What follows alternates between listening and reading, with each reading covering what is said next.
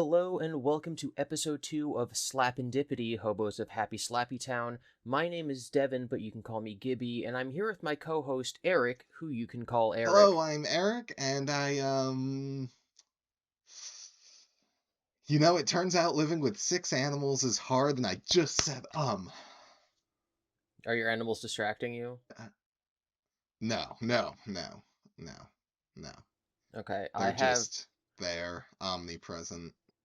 I have a question I would like to use to kickstart this discussion. To Please, kickstart, I said. kickstart. Kickstart, as I said. Kick. Okay, so we're going to talk about feet for a minute. I don't like where this is going. Okay, so do you personally have a good grasp on the ability to translate um imperial units into metric units?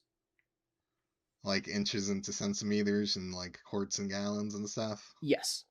Like if I say 7 meters, do you know what that is? Not Like do you really. picture, oh yeah, 7 meters, that's this many.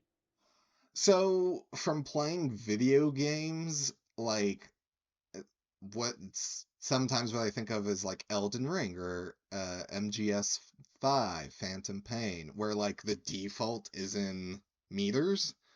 So like I can very roughly imagine like 7 meters. I could not convert it for you.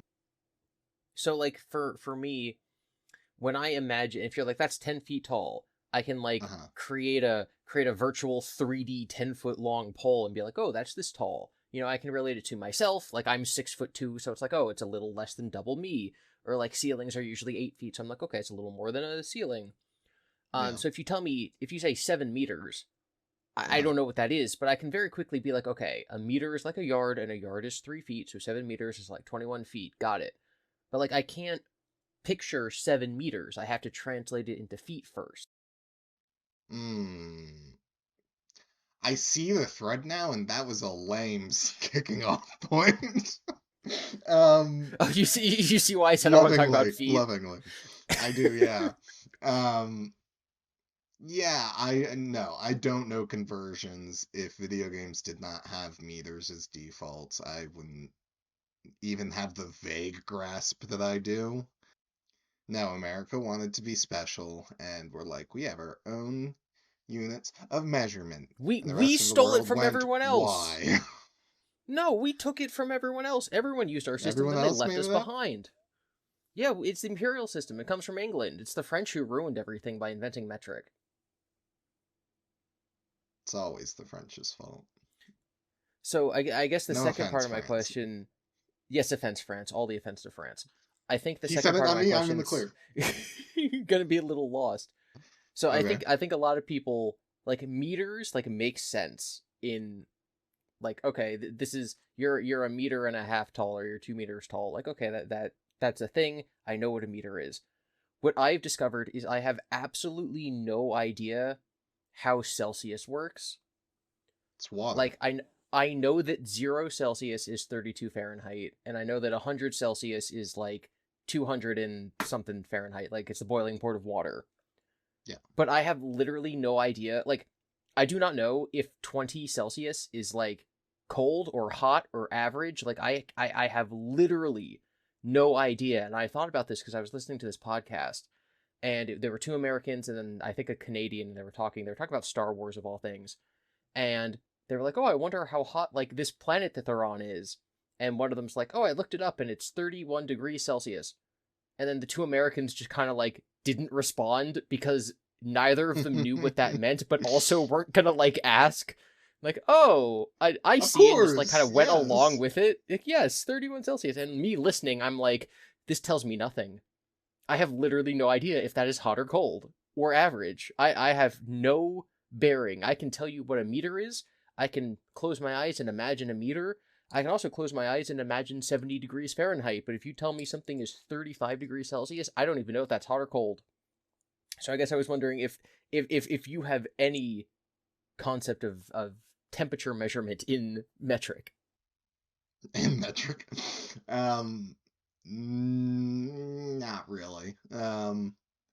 I mean, the way I would do it would just be like, okay, if 0 degrees Celsius is 32 degrees Fahrenheit, and then like 100 degrees Celsius is the boiling point of water, like you're literally just playing with 0 to 100 at that point then. So like if you're at, but if 100 is the boiling point of water, which is like, I don't know, around 200 degrees Fahrenheit, It's 160, it's two um, something, yeah. then you can just be like, well, if it's 30, 50 degrees Celsius, whatever, then like, you know, it's already in the mid range, but then it's also like, well, if it's 50 degrees, that's a lot closer to boiling, so that's probably dangerous-ish.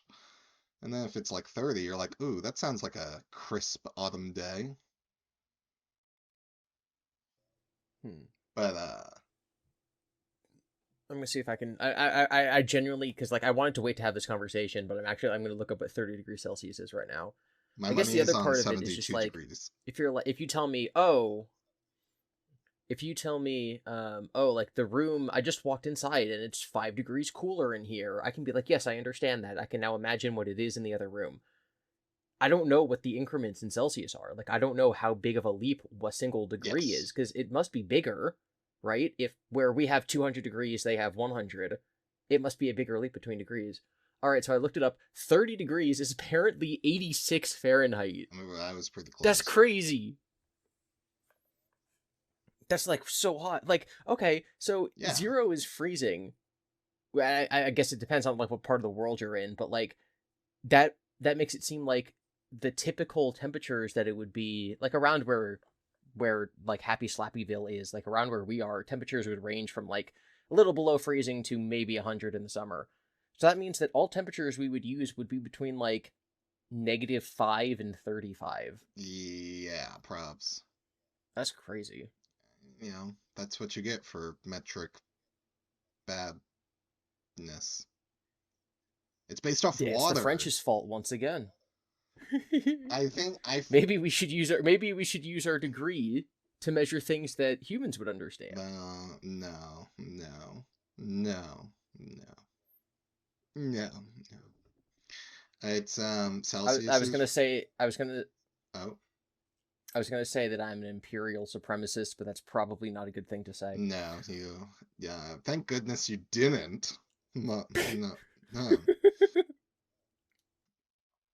Celsius is for water, Fahrenheit is for humans, and Kelvin, I think, is for energy? And that's I the think 0 Kelvin trifecta. is absolute zero. Like there's no energy in a system if it's 0 Kelvin. Yes. I believe so. It's been a long time since I took a science class.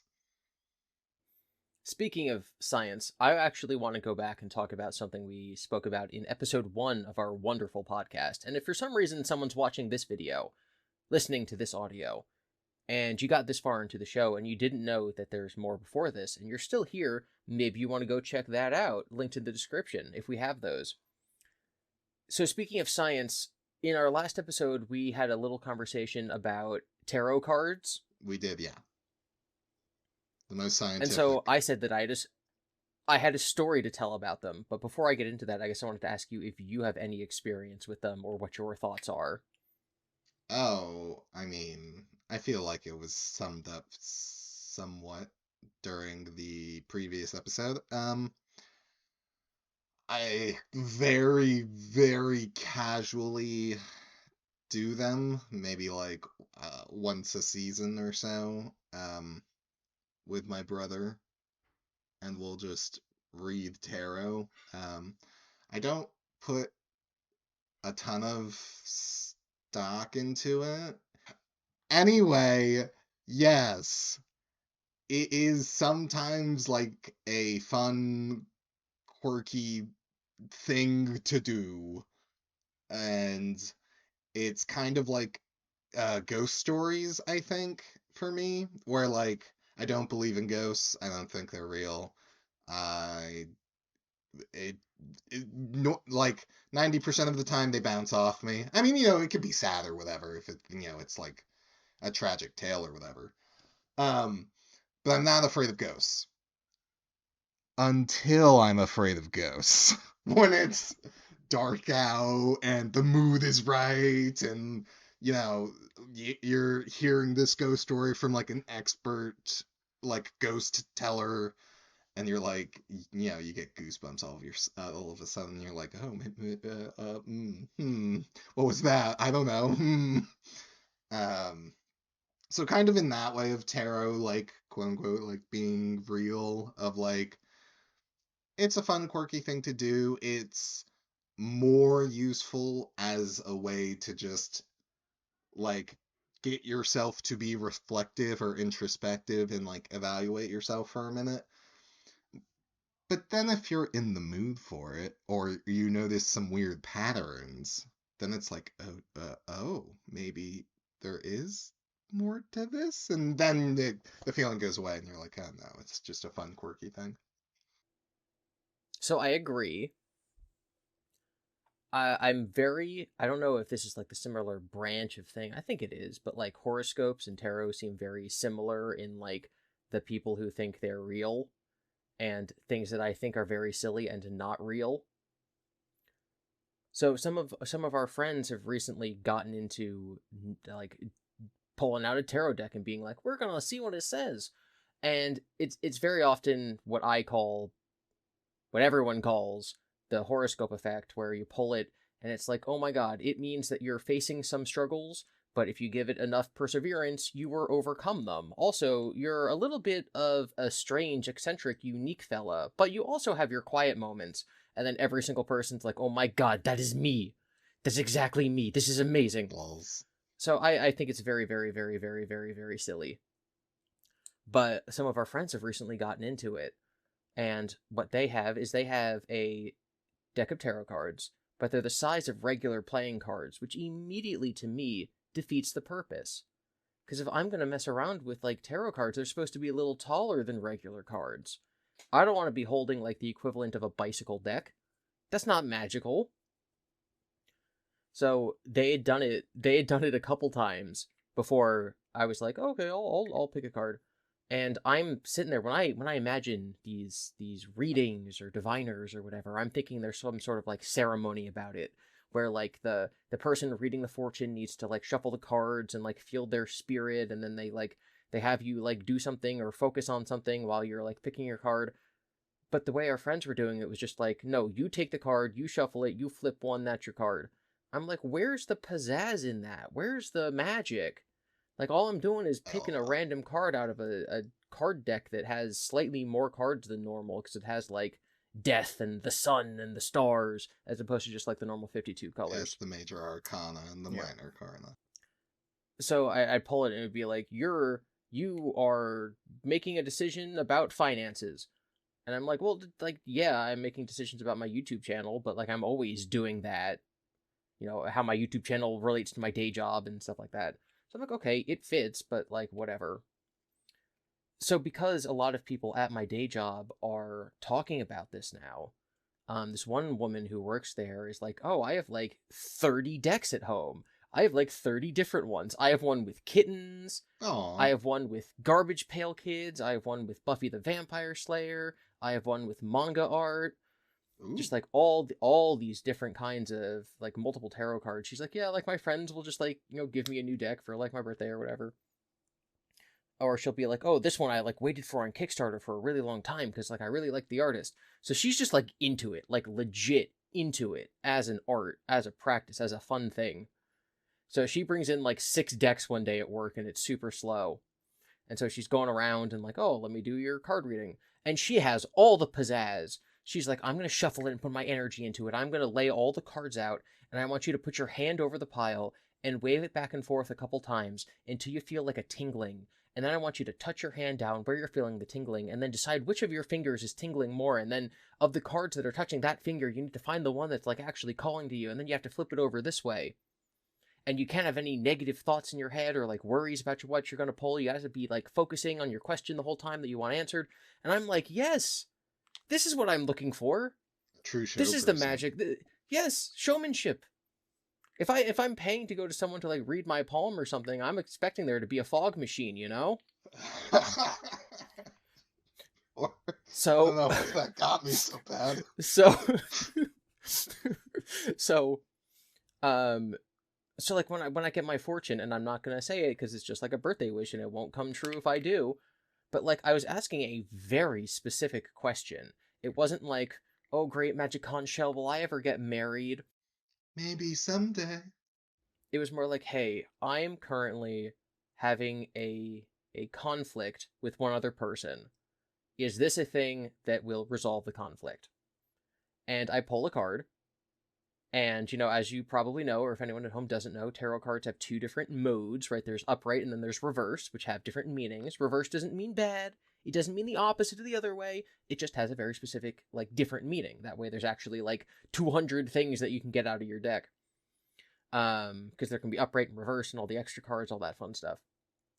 So I pull one card, and then she reads to me what it means. Well, first of all, let me tell you, of the bajillion decks that she brought with her, I'm like, you know what I want to use? I want to use the Buffy the Vampire Slayer deck because I love that show, and me and her bonded over it previously, and she said, that's great, it'll have our energy in it, and I said, okay, cool. So I pull my card, and she reads to me what it means, and I'm like, that doesn't just kind of affect me. That doesn't just kind of describe me. That is like the literal exact answer to this circumstance that I am looking for. Like very, very, very, very specific. Yeah, yeah. I think tarot is. I get it depends on how good people are with the deck and the knowledge. Like, because as you pointed out, you can very easily get the horoscope effect. But similarly, like, part of the reason my brother and I do it together, or like, and like, I followed after him, younger brother syndrome, and like, he would get readings that were like scarily accurate on like his current situation. And so then when you like go for a reading on like the future, it doesn't seem as like crazy or haha funny joke because it's like no, it got the current situation very correct. Like, and it's just a bunch of cards, and it's been around for a few hundred years, 200, I think, and of course previous iterations before it. But yeah, man, yeah, no, for sure. How does that make you feel? How what is that? I don't know. Okay. I don't know because like I don't believe in like supernatural or anything. So for me, it's more like if there's a 1 in 150 chance of getting that specific fortune from the cookie, it's like the luck isn't, wow, that's exactly what I was looking for. The luck is like, wow, of the predetermined things I could have pulled, it was the one I was looking for. If that makes sense. Like this extremely relatable thing to everyone in our audience where you're playing a trading card game and you're like, there's literally one card in my deck that could possibly save me. And so you say Heart of the Cards and you channel your inner Yu-Gi-Oh! And then you pull the exact card you need. Every day. Every day. I don't know if that's magic as much as it is, wow, that's really cool that I just pulled this card and now I can win our 7-hour long game of Commander while we play Magic. That's amazing. I mean, yeah, I feel like that goes into like I think I could be totally hallucinating. But I want to say that's like a thing of like little magic for that has is like a term people have coined. Again, totally could be hallucinating and crazy. But like did you are you walking in New York City or just a busy city where there's like a lot of, whatchamacallums, stoplights and the traffic man thing? Uh and are you walking like 3 blocks and you just happen to get the right of way as you're walking each time? Like you're about to like you get to the end of the block and it just changes for the pedestrians to go. And that happened 3 times in a row. And you're like, well, that's not inherently magical. Obviously, there's some form of system and there's electricity and whatever. But like, you still got 3 right-of-ways right away. Like, there could be a certain little magic to that. Small things in your life that just pile up. I see. I would also like to note that I've previously made a video in which I had to discuss tarot quite a bit. It was about this completely insane man who believed that Magic the Gathering was real, and he like real in the way that Yu-Gi-Oh is real in the Yu-Gi-Oh anime. And he would make all these posts and threads on 4chan about how like the magic from magic cards was going to save us from these aliens that were coming to attack us. And he also believed in the magic of like tarot cards. Like he was comparing like Magic the Gathering cards to tarot cards and their ability to like predict the future and be magical and whatever. And now me, in my infinite wisdom and worldliness, throughout the entire video, pronounce them tarot cards as if it rhymes with carrot. Yeah. I got my carrot tarot. Yeah, got a lot of comments about that one. Yeah. But now I think it's smooth sailing. I can pronounce it. That's it. In the French pronunciation, it's actually tarot. Because the French have to. Yeah, and that's kind of like where I was getting that I'm from. making that up. I just wanted to dunk on the French. No, but like you're not. I didn't. Like you're not. Like you are dunking on the French because the French suck, but like you're not wrong that the reason it's pronounced that way is because it's like French derived. And when we were in high school, I don't think you took French class, but me and a lot of our other friends did. We went out of our way to pronounce English words that derived from French in like as anglicized a manner as possible. So like if a word had silent letters at the end because they come from French, we would just like pronounce them on purpose, right? Like rendezvous. It's like, oh yes, we must rendezvous in the cafeteria. Amazing. No, I love it. I know. I refuse. Well, that was us. That was us rebelling against the supremacy of the French. Take that, French. What are you going to do now that these high schoolers are sticking it to you? No, I was one of the few people in our group that took Spanish because it's a better language. Spanish class. Sure. I thought this was Spanish class. No, it's not. On the topic of tarot. I want to talk about Tater. Tater.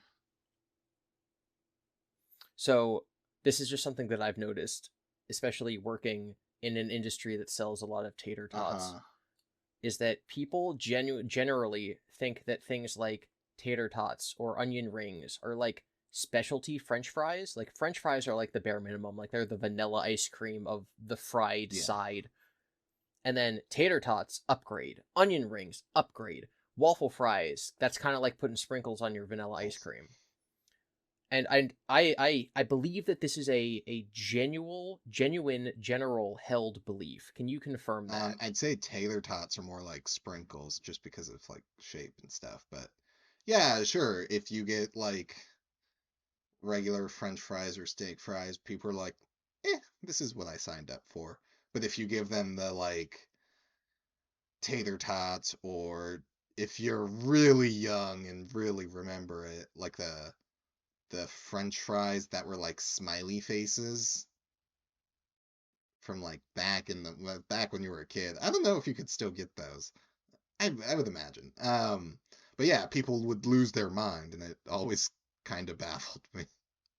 So my like experience with this is so I see it as this very odd phenomenon simply because I do not like tater tots or onion rings. I like French fries. I do not like tater tots. I don't understand why people think that tater tots are like the special like occasion. Like, oh, it's a special occasion. We're gonna have tater tots instead of French fries today. Like, I don't get it. Yeah, I don't. Me neither. Also, onion rings are like in a different category. Like, just so we're all aware. If you're Like, going to onion if rings. you're going to McDonald's and you're buying a hamburger, you can get a side of fries or onion rings. If you're going to a restaurant, you can get tater tots. Like, it's the side potato based thing. Onion rings are onions. They're not Yeah, but they look like fries. fries. As long as we're on the same page that, like, onion rings are not, they're just coated. Like, they are onions. They're breaded, but yes, but then they're fried. Yeah. As long as you are not... Which is what... The fry part of French fry comes from it being fried, not from it being a potato. I'm aware. I just want to... Listen, you've had a lot of misunderstandings, like the pronunciation of taro. I want to make sure you don't think an onion ring is not made out of onion. It's because... If we just called them potato fries, it would be fine. But once again, we have the French ruining everything, Eric. Title of this podcast is going to be We Hate the French. The French ruin everything. Okay, yes, sorry. You don't understand that, like, tater tots are a special little treat. I'm going to help myself, too. Yeah, I don't either, really. Like, especially because it's not, like... As far as I'm aware, like, tater tots aren't more or less healthy for you. It's purely just a different kind of French fry. I don't know. The only time I can, like, see this logic is if you're, like, going to a restaurant, right? If you were like, I want McDonald's fries because they're amazing. And you're like, okay, I'm not gonna just get fries from McDonald's, so I'll get, like, a meal there, and I'll, that way I can also get the fries. And then if you're like, oh, I'm treating myself to the fries, but, like, that process requires me to get a whole lunch from McDonald's, then I could see the logic. Or Arby's curly fries.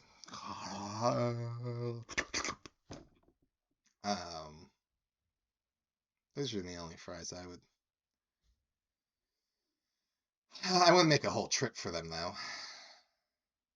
They're great if you dunk them into their milkshake, though. Man, I miss Arby's. Yeah, you're the person, an audience, you can tell us this. You can tell us if this is, like, normal, if it's quirky, or if it's unacceptable. You dunk your chicken nuggets into your milkshake. Yeah, like, No. cold, absolutely not. Brilliant, eater of food. Listen, part of Wendy's advertising campaign was dunking your fries into your chocolate frosty. You're gonna Which is normal. And so too, I mean, you don't eat meat, you're a vegetarian, so... That is correct. That is correct. But so to take it one step further, and just take your chicken nugget, and dip that, and then use that, and then you eat that, and then you get this blend of hot and cold so you can eat the chicken nuggets right away. And then, it's just delicious. And then, yeah, I mean, the very small consequences maybe when you go to finish your chocolate frosty or milkshake, whatever it is, if you're, like, slurping from a straw, you might get some chicken that you did not expect in your straw launched into your That is throat. the worst. Taking the fact that I'm a vegetarian aside, that is the worst thing I've ever heard of. Oh, the only downside is you may accidentally, while slurping through your straw, get some unexpected chicken. Not like... No, you should not like be drinking chicken in any capacity. The bread, like, it's not like you're losing a slob of meat in there. It's just like the breading falls off, and you're like, well, maybe you'll find it, maybe you won't. Either way, if you're doing it with a frosty, you should be using a spoon the entire time, so it won't matter as much. And if you're using it with a milkshake, depending on the consistency of the milkshake, if it's too thin, you won't lose any breading in the shake. And if it's too thick, it's basically a frosty, so you should be using a spoon anyway. Well, folks at home, you can let us know by writing in what you think your opinion of Eric's chicken milkshake idea is we're gonna transition, we're gonna cut to our mailbag segment. Unfortunately, we don't have any mail yet, so we're just gonna play a nice little jingle and then be right back. Don't go anywhere. He only brought this up because he knew I was right. He didn't have anything he could counter with.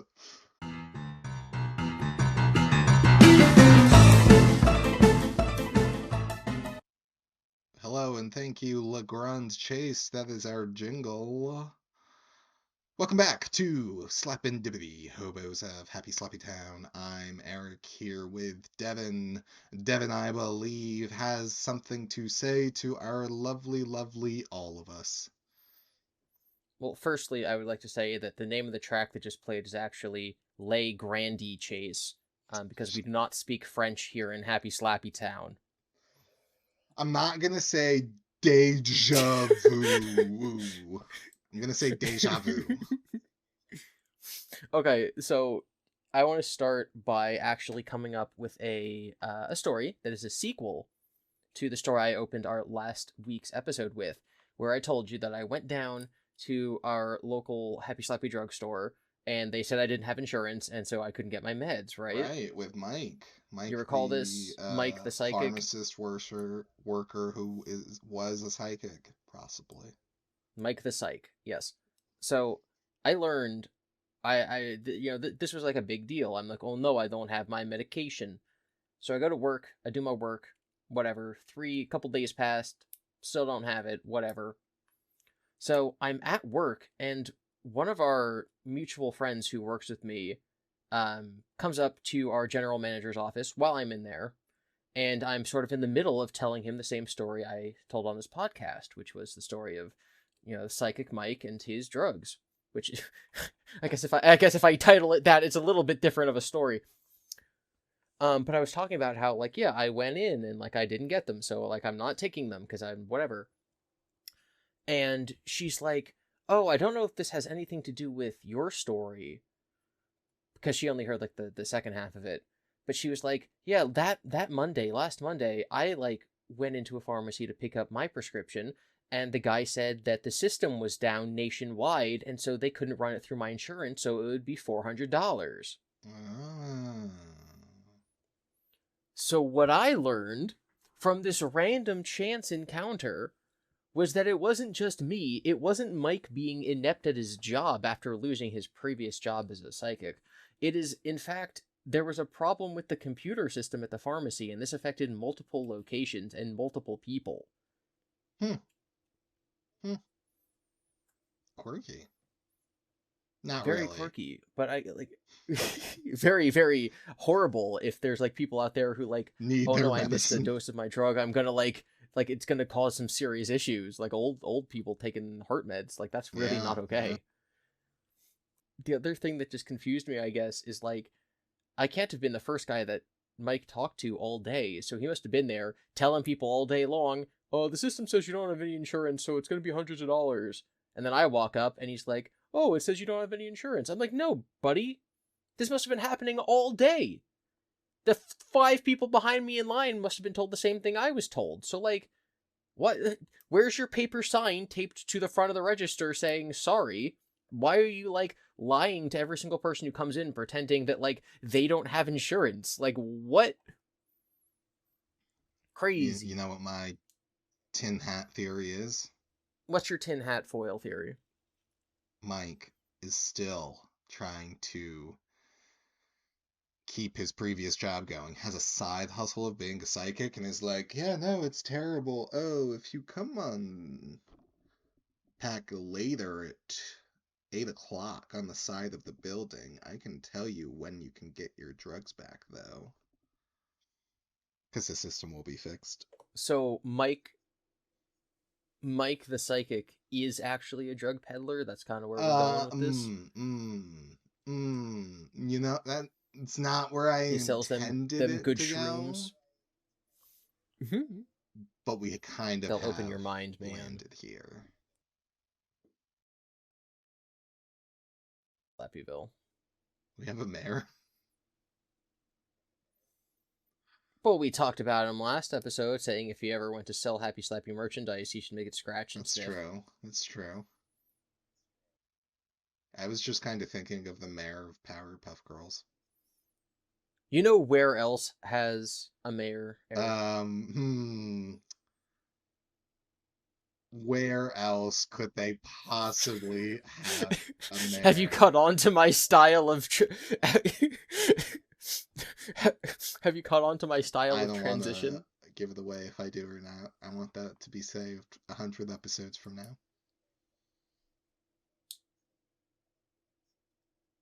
So Savannah, Georgia has a mayor. And so I wanted to ask you, as someone who's been there recently, if you have any more stories about your short little vacation to Savannah, Georgia. I do have some more stories.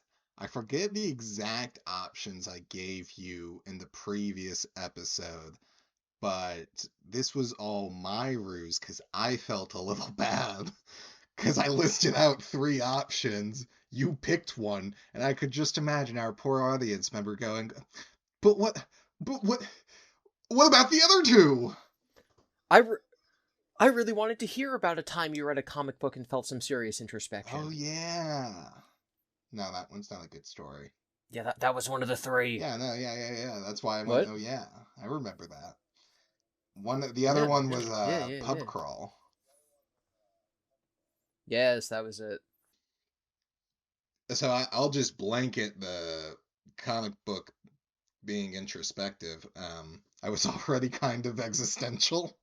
I read this comic book that was really good. It's called 8 Billion Genies.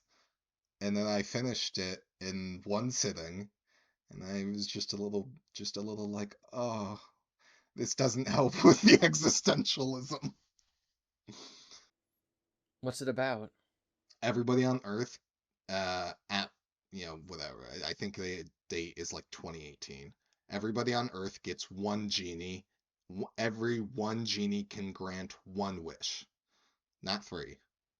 And so it follows this small group in a bar. And the bartender makes a wish that no wish outside the bar can affect the bar or anyone in it. And that happens within like the first 5 pages. Like I'm not doing any major spoilers here.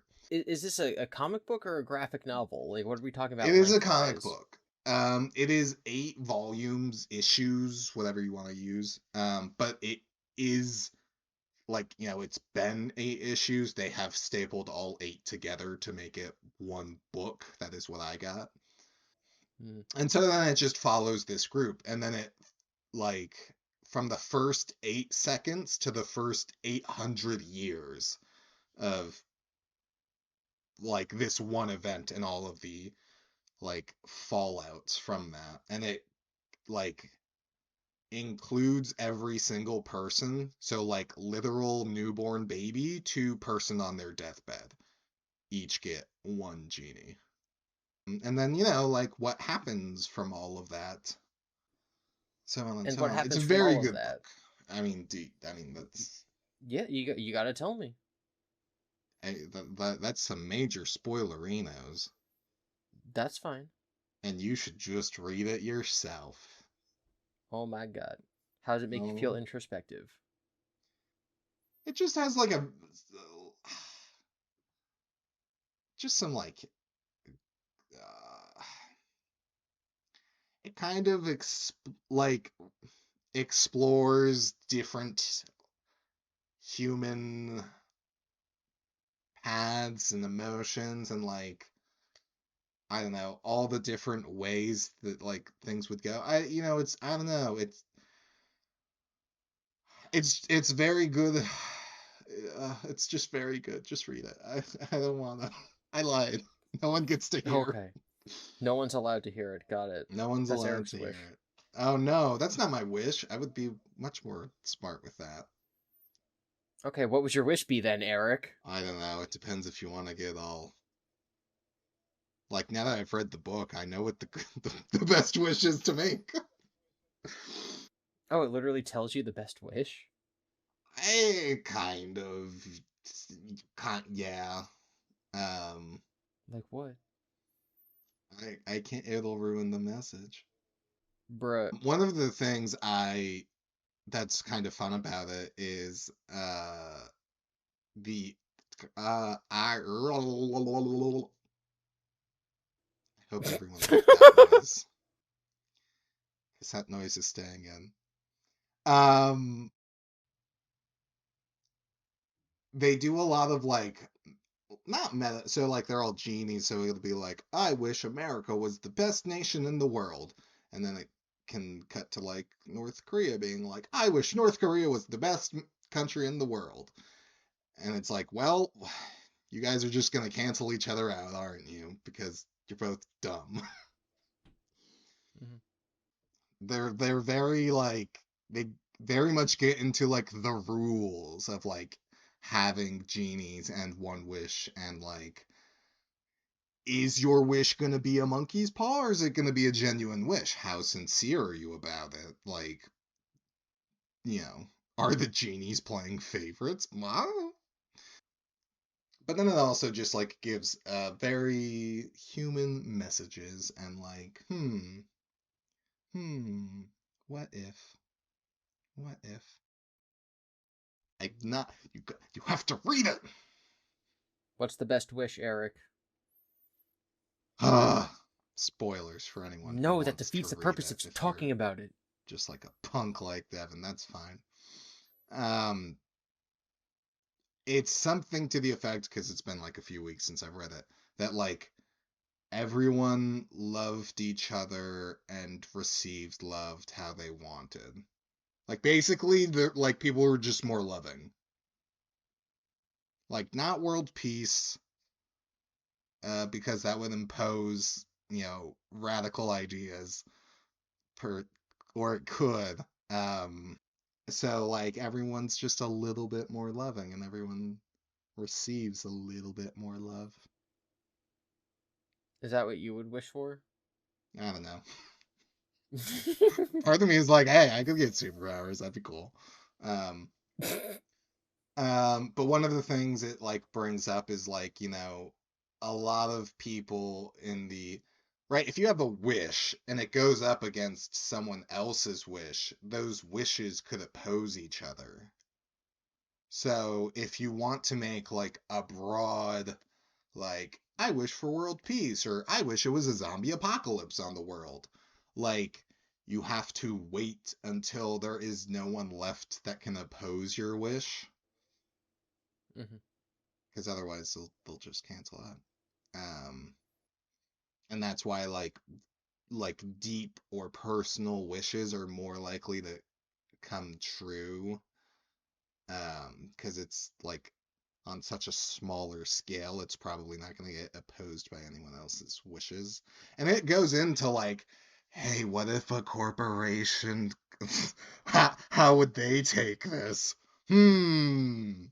I think people would start buying younger people. Like, hey, you're down on your luck. I'll pay you $1 million if you let me wish to be like younger or something. Like, I can totally see rich people doing Yeah, that. that's part of it. There's also a thing where like parents are like, my wish is my child cannot make a wish without my permission because they're 5. Oof, You're a dumb that's 5-year-old. rough, You're buddy. not gonna make a responsible wish on my watch. And then it has the 5-year-olds growing up being like, well, what the heck? I don't.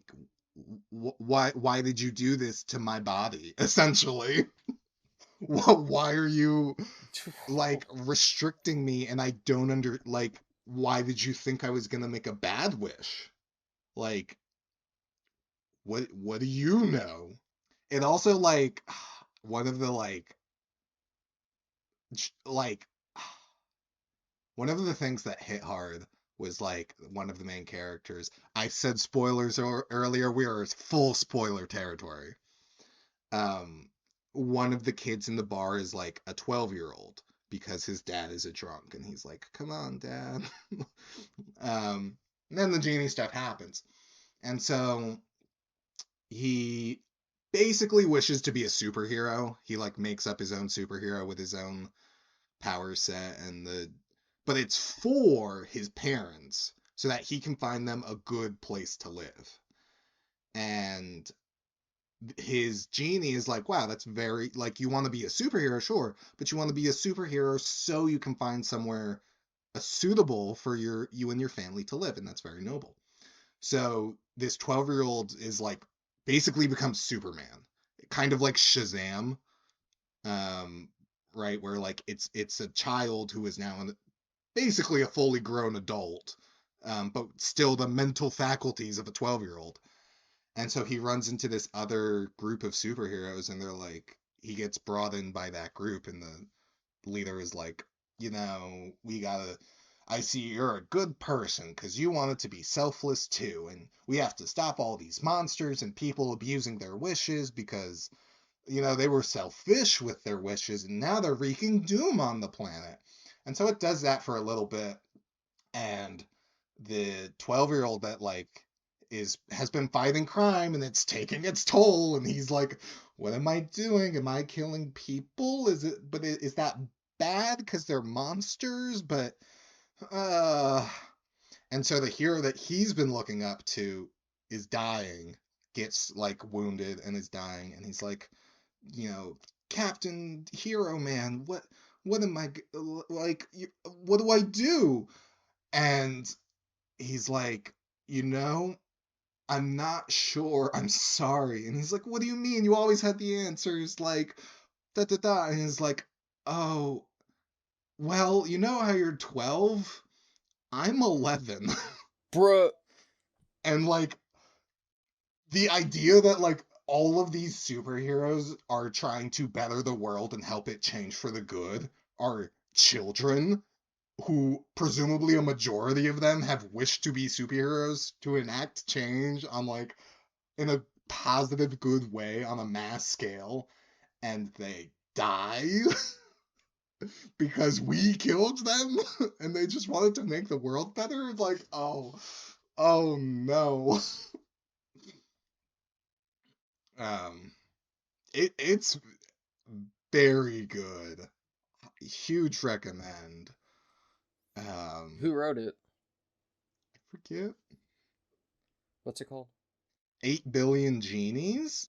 It is by the following Charles Soule, with an E at the end of his name.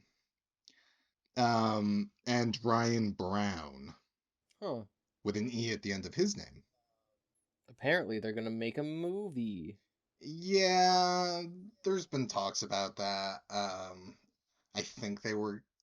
It may have fell through. It may have not. They also did like a spin-off, like 8 Billion Genies Wish World, which the first issue was only at a specific New York Comic Con. Although you can buy it from his website. And that was in like 2022 or 2023, and then it's just been kind of quiet. Good book. It'll really get you into your feels. Sounds good. And if that, I mean, I didn't say it the best, but like, uh, the messaging of like we're sending in it kind of reminds me of like a mecha show of like Neon Genesis Evangelion or something, of like, we're gonna send in our children to fight our wars for us, and it's like, what? We're doing what? No. It's almost like we used to send 18-year-olds off to die in the trenches or something, and this has left a permanent scar on generational trauma throughout most of the countries that participated in the world wars. What an insight. It could be that. Do you want to know what my wish would be, Eric? What would your wish be? It would be to hear a great story about a pub crawl. There's a movie about that, actually. It would be, oh no, I wasn't specific enough. Now the genie just handed me a copy of I have no idea. The World's End. the genie just hands me a copy of The World's End with Simon Pegg. Yeah. That's what you wanted, right? Oh, obviously. Oh no, it's not even a Blu-ray, it's just a Oh DVD. no. At least I can still play it on my PlayStation 2. Hey. That's what you want. Um, But while I'm plugging this bad boy in, how about you tell me your story? It all began on a Saturday night after failing to find an induction style tea kettle. I submit to the influence of alcohol. I am above the age of 21. Drink responsibly. Oh no. Am I? I am. Oh, are you? Are Oh, you? yeah, maybe. Are we old as dirt? So I get a lime Rita buzzball. That was fine. I go to dinner. I get a peach sake. That was fine. It had to be peach because Georgia. I go to a bar. I forget the name of it. It's like McDownie's or something. I give an Angry Orchard my go-to drink. Delicious. As I am sitting there clearly by myself, the guy next to me who has been like eating and drinking by himself looks to the bartender and is like, "Can I get a shot of Jaeger?" And she was like, "Sure." Immediately turns to me and goes, "You're gonna do one too, right?" And I went, "What?" And she was like, "Well, you're not gonna leave this poor man to do a shot by himself." And then he just kind of looked at me and was like, "Oh." And I was like, "Oh, yeah, okay." So we cheers. I cheers the man. He cheers me. We did a shot of Jaeger. He like give it a minute, like gets his stuff all together, goes to leave, and is like, I really appreciate you doing that shot with me. I really do hate doing them alone. Oh. This is like, no problem, man. No problem. Um, and that is my time at that bar. I then get up, go to the Sixpence pub. It is also a restaurant, Natch, and is very much like a middle-aged people drinking and complaining or catching up. But like totally different vibe. The vibe of McDonald's was like a dive bar esque, like hip and cool. Like the bartenders were like in the dudes were in like black button downs. The ladies wore whatever they wanted to because they knew how bartending works and the favoritisms that play into that. Mm-hmm. That, as someone who looks at the tip report at the end of a night for bartenders, I can assure you, female bartenders make quite a lot more money, and they've done like the bartenders I work with have done experiments about like how their hair looks and what they're wearing, and it is exactly as depressing as you would think it is. Yeah. Yeah. I got I would like to point out I'm not biased. They both kind of rang me up. I don't know. I was like a free agent. I was like the bartenders just all took care of whoever. I'm like I don't know. It's like you weren't any one bartender's person. Mm-hmm. Um and so at Sixpence though there was poor one lady who like full bar and she was just by herself. It was like, "Oh, oof." Um I get an Angry Orchard, as you do. Um, some middle-aged women approach me and they're like, "Oh, is anyone sitting here?" And I go, "No, no, they are not." And she goes, "Okay, great." Doesn't like really like I don't know, just kind of like leans on it. Her friend tries to place an order. The bartender says, "No, go to the other end of the bar and I will take your order." And she goes, "Okay." So she leaves. It is just me and one middle-aged woman. And she's like, "So where are you from?" And I was like, "Damn, just for me saying no one's sitting there, like you have sussed me out." And I was like, "Oh, I'm from Happy Slappyville." And she was like, "That's great. Like you're so close to New York." And really, I said Jersey.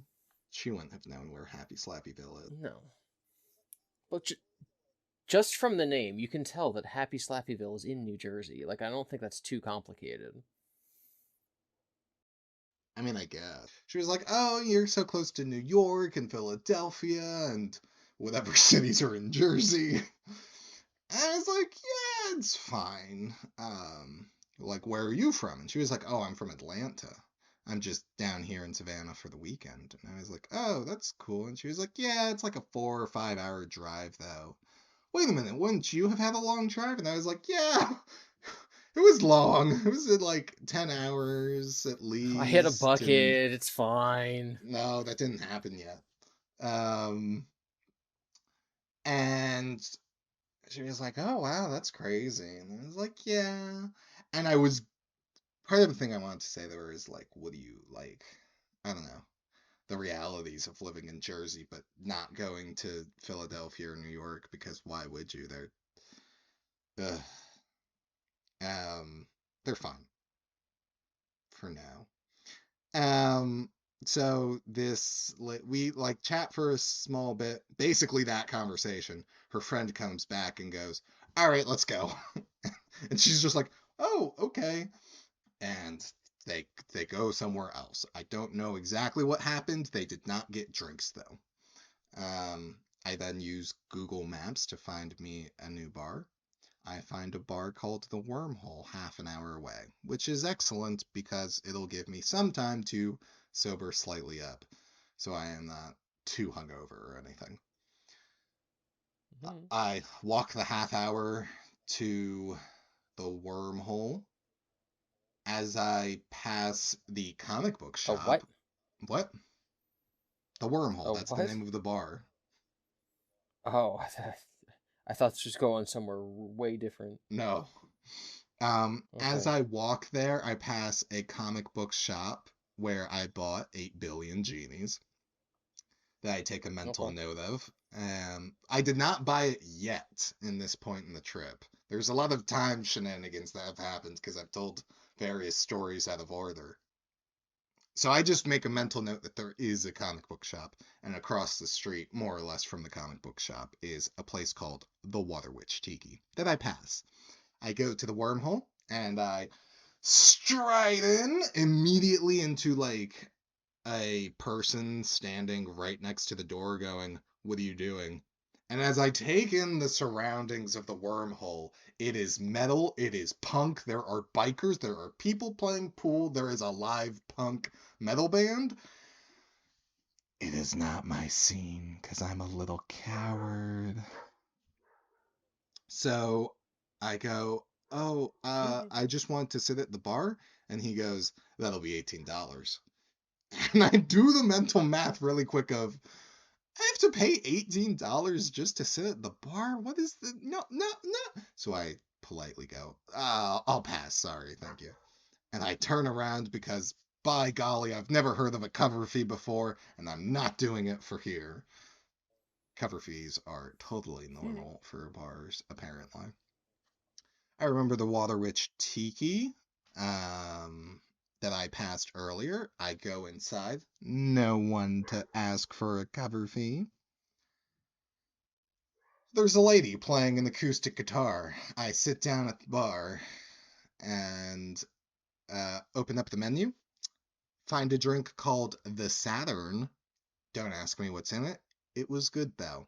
If you look up the Water Witch Tiki and then find the drink Saturn, I suppose then you would know though. I get my Saturn and I quietly sip it by myself as I've been doing every place that I've been to before. Drinking alone is not fun, kids. You don't want to do it. It's okay. It's not great. As I'm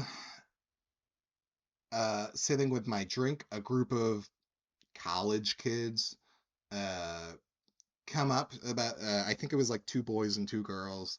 The 2 girls are like kind of in the back talking to each other, and the 2 boys are like, hey, we want, you know, 4 of this drink. And the bartender looks at me and he goes, or he does, I'm sorry. He doesn't look at me, he looks at them, goes, ID, please. And they go, come on, man. We're not like kids or whatever. Like, we're obviously 21. Like, you don't need ID. he then goes, let me ask you this. Would you serve me a drink if you were a bartender and I was a customer? And they went, yeah, I guess. And he went, I'm 22. Looks are very deceiving. So the boys get the IDs from the girls. They are all of legal age, apparently, which I don't know. I've never understood kicking up a fuss of handing over your ID, like when you are of age. Especially if you're if you're in your 20s, like it's not like you're 60 and it's like you have to go and find it and you're like, oh, I haven't been ID'd in years, it's ridiculous. Like, yeah, just be ready for it, dude. Yeah. I never quite got it.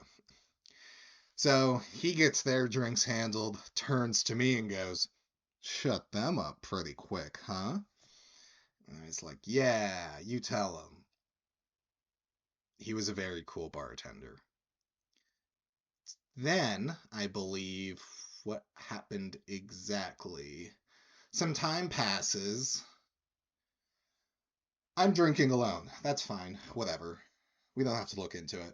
The person next to me, though, is with someone.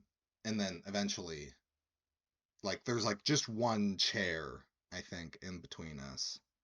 Maybe there isn't. I forget exactly. Not the point. The point is, the bartender is like, give it up for Holly Springs, everyone. Yay, applause. That was the lady playing on her guitar. The bartender continues of, hey, she's got like 30 minutes left in her set. Like, just, that's why we're giving it up for her. Yay. The guy next to me turns and goes, who did he say that was? And I was like, Holly Springs? And he goes, oh, okay. Huh. I wonder if she's named after the place. Like, maybe that's her hometown. And I was like, I don't know, man. Like, I couldn't tell you. And he goes, yeah, I guess. I bet no one's named after my hometown, though. And I, I gathered myself. What's your hometown name, buddy? Buttsville. I was like, yeah. Yeah, I don't think anyone's named after your hometown. I don't know about Yeah. that. I've called quite a few people Buttsville over the years. Lols. And then he like looks at what I'm drinking. He's like, "Oh, what are you drinking?" And I was like, "Oh, a Saturn. I don't know what's in it though." And he was like, "Oh, well, hang on a minute."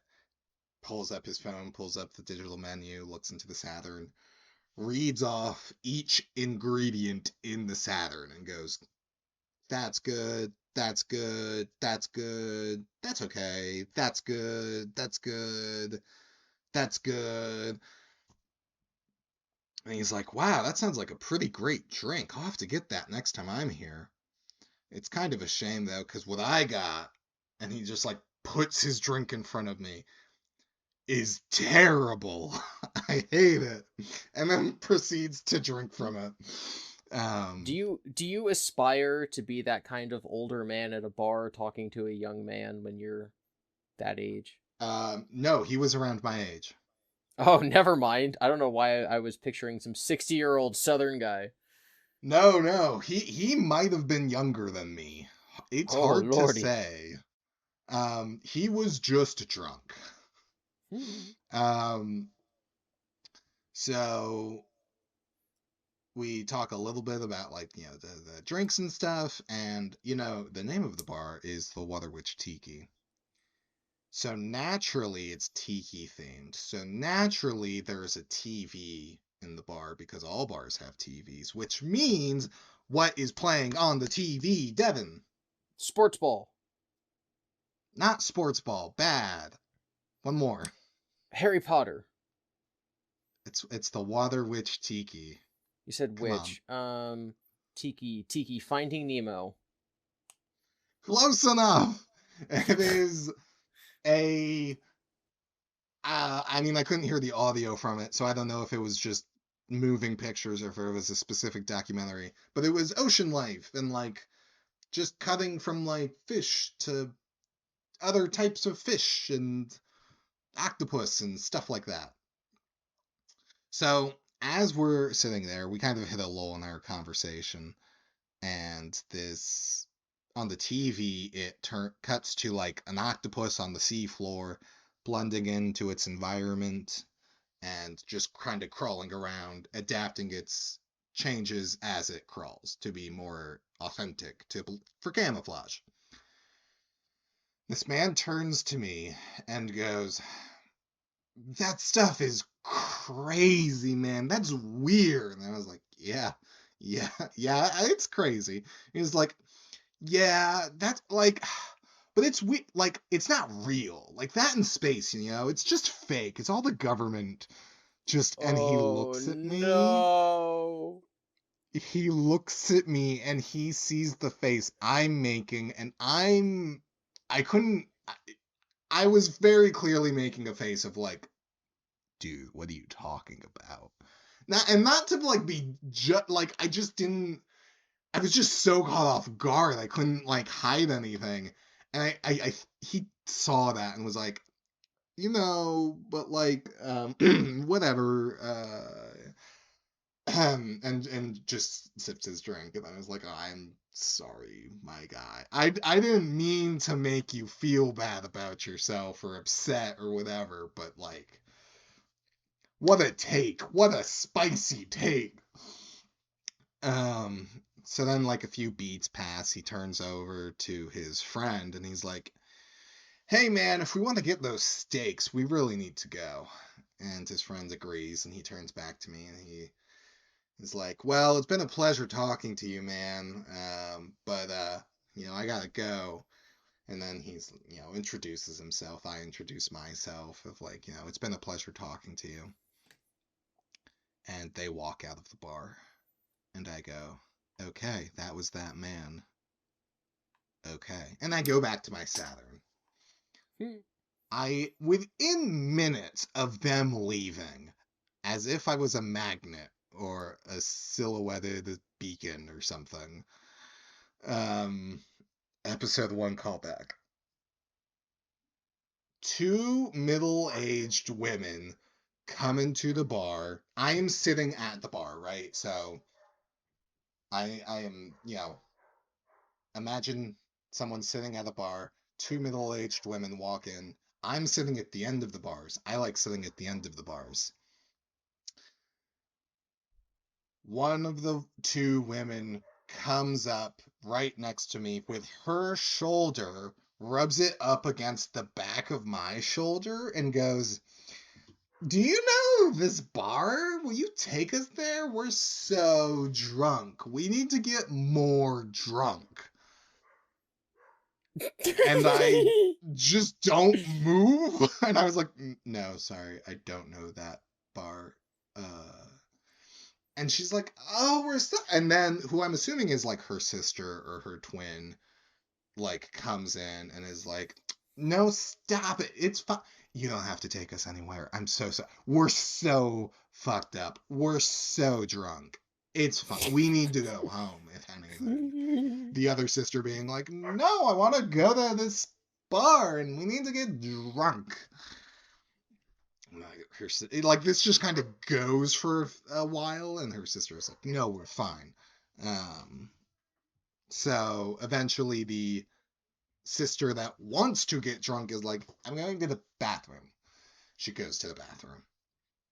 The other sister, the one who knows her limits, I'm gonna say, is like, "I'm so sorry about my sister.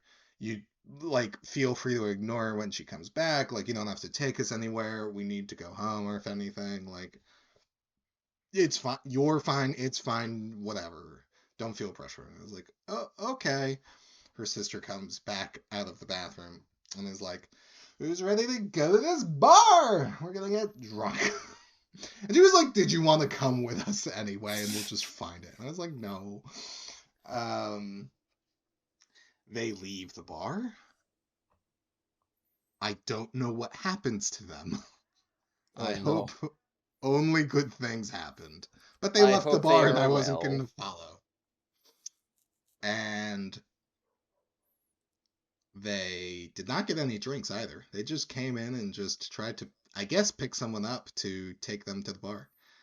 That And would be you picking them up, not them picking you up. They're trying to pick up a pickup.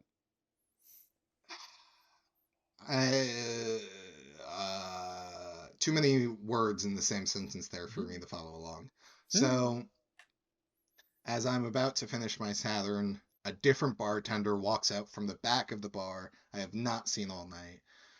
She turns to the cool bartender that has been there the whole time and goes, "How's it been?" And he goes, "It's been crazy. It's been so full tonight." She was like, "Yeah, it was full last night too. And it's gonna be full tomorrow night because of the Ren Fair happening tomorrow. It's just gonna be a mess. Like, make sure you go to sleep tonight. Like, you're gonna need it." And he's like, "Yeah, I will. Like, you too."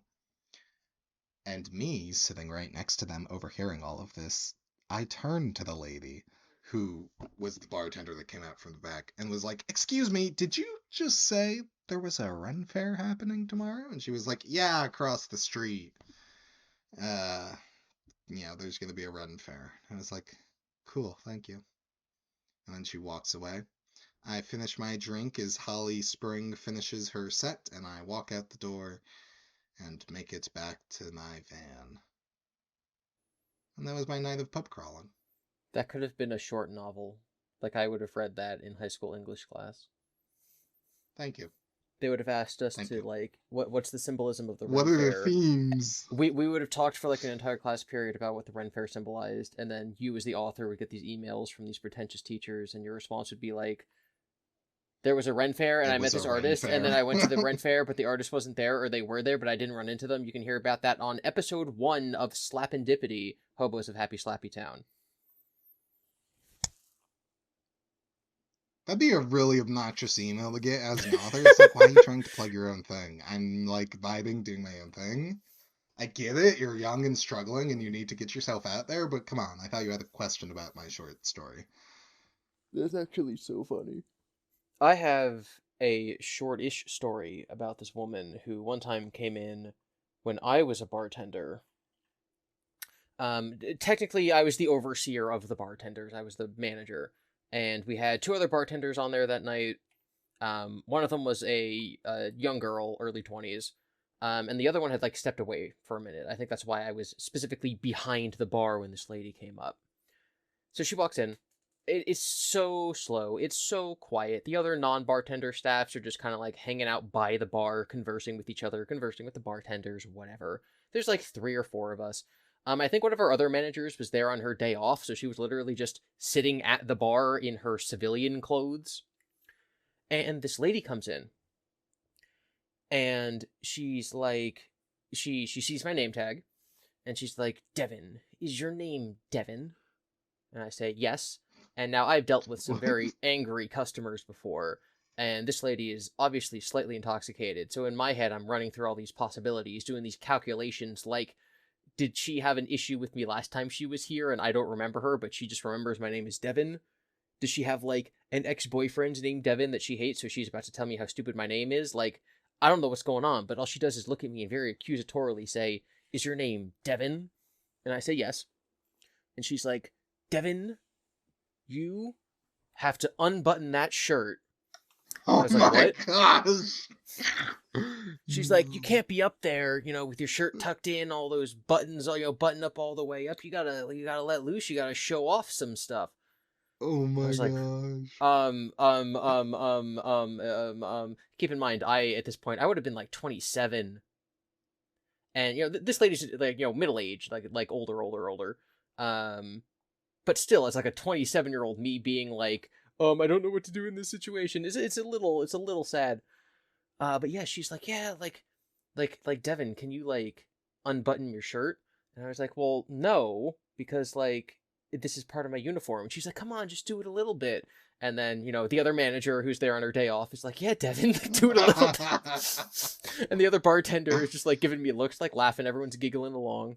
So I unbutton the top button of my shirt, revealing the fact that I am wearing an undershirt, which is not what this lady wanted. Saucy. And Just she's like like, tear the "Ooh." undershirt. yeah, she's like, ooh, like, how about like taking off, if you won't take off the button down, how about you take off the undershirt? Oh my gosh. And I said, I don't think that's physically possible. She's like, you can just go in the bathroom and like come on out, like, unbutton the shirt a little bit, no undershirt. I'm like, I can't really do that. And then she's sitting there and like she gets her drink or whatever. I think she just like orders a soda. Like she doesn't even order alcohol. The other bartender like deals with it because if I make a sale, then the bartenders can't get tipped because we don't do tip sharing. Whereas if the bartenders make a sale, then they can. So even though technically I'm up there to like lighten the load of customers, the bartenders don't want me there because I'm digging into their tips. So she gets served. She's sitting there. She's talking to our other manager for a while. She, again, no idea that this lady that she's speaking to is, in fact, a manager here. She's just like, you are so young and you gotta get out there. You gotta just like. And I hate to say this on our friendly, happy, slappy town podcast, but she used the phrase, you're young, you gotta throw your cat around. Oh my gosh. Uh, so she's sitting there for a while. I gotta go. I gotta like, go check the bathrooms. I gotta go make sure everything else is good. I come on back. And so I'm over, and before she leaves, maybe like half an hour later, she's just like, Devin, and she looks at me again. I'm like, what? And she's like, Devin, can you turn around for me? Oh. I said, no. I'm like, no. And she's like, Devin, you have a nice butt. Don't let anyone tell you otherwise. And again, everyone's like giggling at her drunkenness. And she's like, Devin, can I have your phone number? Dang. I said no. And she's like, Devin, will you take my phone number? I'm like, sure. She's like, because I'm going to give you my phone number. I need a piece of paper. So we give her like a piece of receipt paper and she like scribbles down her number and whatever. And she's just like, Devin. And like she stands up and she's like, she's about to leave, walk to the doors. And she's like, I'm going to remember this and I'm going to remember you. And then, she kind of like walks backwards away from the bar, like with her like hand pointed out, like doing like finger guns. And then like, backs all the way out of the little like entrance area and then like out the door and leaves. There was one point where she was talking about how great my butt is, and then one of our, and unfortunately, one of our teenage employees, like minor, like 16, 17-year-olds, was walking by, like one of the waiters, and she's like, yeah, like that boy over there, he doesn't have a butt, but you do, and yours is great. And the teenager just shoots her like the dirtiest look from behind her back. Like, what is happening? Why am I walking through my kindly, friendly, past my bar and getting like intruded on and noticed by this old hag? Dang. That's what you call her? So that's what I'm calling her. That's her official name, actually. Dang. Yeah, she's a hag who visited our local tavern. I'm not sure what else you want me to call her. Double dang. So she leaves and she walks away, and then we're all just like, ha, that was terrible. Obviously, everyone else thinks it's hilarious. I think it was terrible. Mm-hmm. But I guess you telling the story of those ladies who needed a ride reminded me of the only time I was ever approached at a bar, even though it was the bar I work at and not one that I was like patronizing. And also the only time I've ever been hit on by a stranger, which was this old, extremely intoxicated woman. Now, I'm guessing many people who are watching this either, maybe, I don't know, maybe this is a little presumptive, but I'm guessing most people know what I look like from my YouTube show. But if you don't, I'm not attractive. You're attractive. I do not have, you don't have to be like, no, yes you are, Eric. Just like, in the general, I'm not classically attractive. I am overweight. I don't have no, like, I don't got that cake, as the kids say. You got some muffins or something. You got some. Oh lordy, that's not a good thing, Eric. So for this slang, for this lady to just be obsessed was like literally one of the funniest things that happened, and it's a story that I forgot happened. Oh, until you kind of brought up your story. I repressed this memory. I remember her name. I'm not gonna say it. Mm-hmm. But it does kind of sound like Hags. So, hey man, you might not be conventionally attractive if that's what you want to say, but you are her type for sure. And that's I can attract all of the elderly female drunk. I mean, you got a demographic though. Oh lordy. Everyone needs a demographic. What a what a what a what a well spun spinning tale. What a well-spun tale from here in Happy Slappy Town. Well, that'll be it from us. What a note great to note end to end on. on. What a note, and if you ever get hit on at a bar, just roll with it for the sake of the joke. Unless you're super uncomfortable, and then you give stink eye. For the sake of the story you will be telling several years later, then you can just tell them to leave. I couldn't leave, because not only did I work there, but I was you the could manager. have hid in the office, I guess. So if any of you have some nice stories about drunk ladies coming up to you at a bar, make sure you leave it in the comment section. At some point, we're definitely going to have a Twitter account and almost certainly an email address, which will almost certainly be linked in the description of the YouTube video when we post this. But yeah, you guys writing down any kinds of stories, those are things that we would love to talk about in future episodes. Right now, without any sort of mailbag, we're just kind of goofing, we're just kind of talking, just kind of saying the stories that we'd normally tell to each other around the campfire. But it's around Discord. There's no circle to protect us from sea bears. I don't like it. We could be attacked by sea bears at any time. Yeah. Yeah. Thank goodness neither of us play a clarinet. Those are the dangers of living in Happy Slappy Town. I might need to move. Goodbye, everyone! Goodbye, everyone. See you next time.